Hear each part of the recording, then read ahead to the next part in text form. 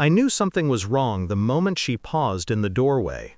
Not the kind of pause you make when you forget your keys. A different kind, sharp, calculating, a silent inventory of what she was about to lose or gain. She didn't see me watching her from the reflection in the glass cabinet. Didn't notice the way her fingers trembled before she smoothed her blouse, tightened her jaw, and stepped into the room with a smile that didn't reach her eyes. "Long day?" she asked. The question was soft, too soft, like a nurse asking a patient if they were ready for the injection that would put them under. I nodded, pretending not to notice the faint scent of a cologne that wasn't mine clinging to her sleeve. Then her phone buzzed. She hesitated before flipping it face down. Another pause, another quiet confession delivered without words. And just like that, the air changed, as if the house itself sensed a storm threading its fingers through the walls. She kissed my cheek absently, already moving away, already elsewhere, already planning something she thought I was too blind, or too loyal, to see. But the human mind has a strange way of storing tiny fractures. One crack, then another, until the whole structure hums with a pressure you can no longer ignore.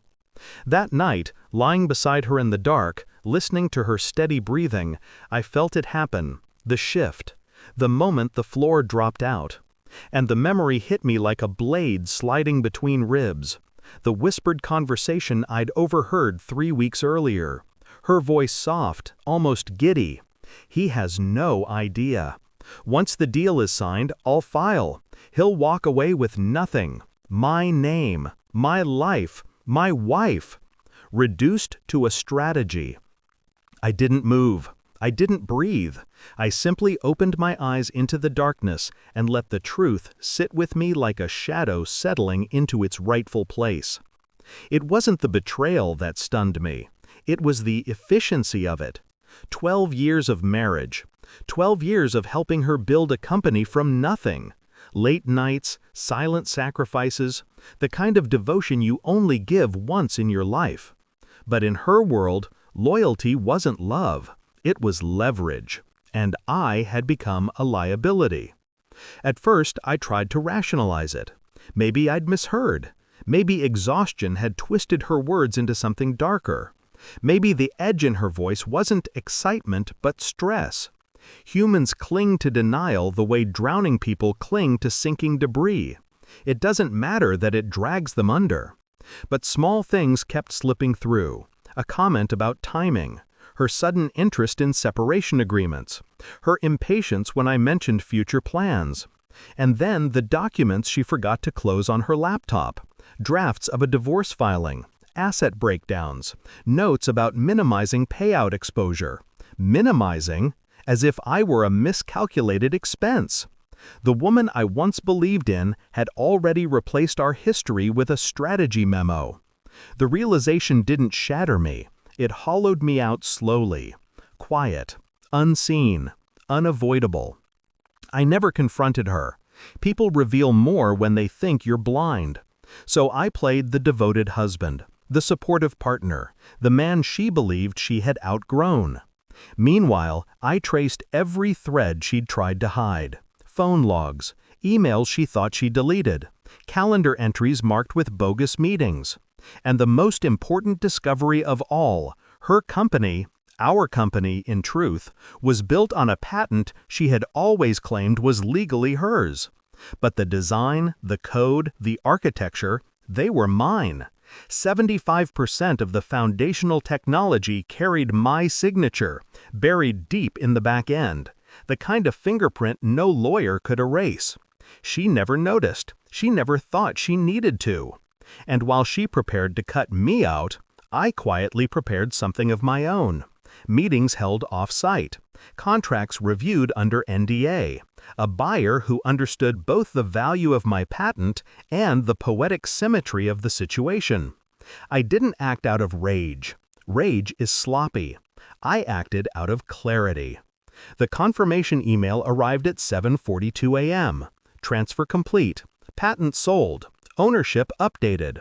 Competitor acquisition successful. I sat at the kitchen island, sipping coffee when she walked in, hair still damp from the shower, eyes unfocused, mind already at war with the day. She barely glanced at me. "Morning," she muttered. I slid my phone toward her, the email still open. No words, no explanation. Just the truth. Her eyes tracked the text, then froze. Her breath hitched, sharp, audible. Her entire body went still. She read it again, and then she whispered, "No, no, this isn't." I didn't move, didn't blink, just waited while the architecture of her plans collapsed behind her eyes. When she finally looked at me, she wasn't my wife. She was a strategist caught in her own trap. She filed for divorce a week later, right on schedule. But by then, her company was hemorrhaging value, competitors circling, investors uneasy, her empire crumbling from a foundation she never bothered to understand. She came to me once, eyes red, voice trembling. Why would you do this?" I admired the question, the audacity of it. "I didn't," I said quietly. "You did." The silence that followed was heavier than any accusation. She finally understood. I hadn't destroyed her. I'd simply stepped out of the way and let gravity finish what she'd started. People imagine vindication feels loud. It doesn't. It feels like stepping into a room after a storm and finding everything exactly where you left it. Only now you can finally breathe. I didn't celebrate, didn't rant, didn't replay the moments when she realized her plan had backfired. I just moved on. Some truths don't need witnesses. Some endings don't need applause.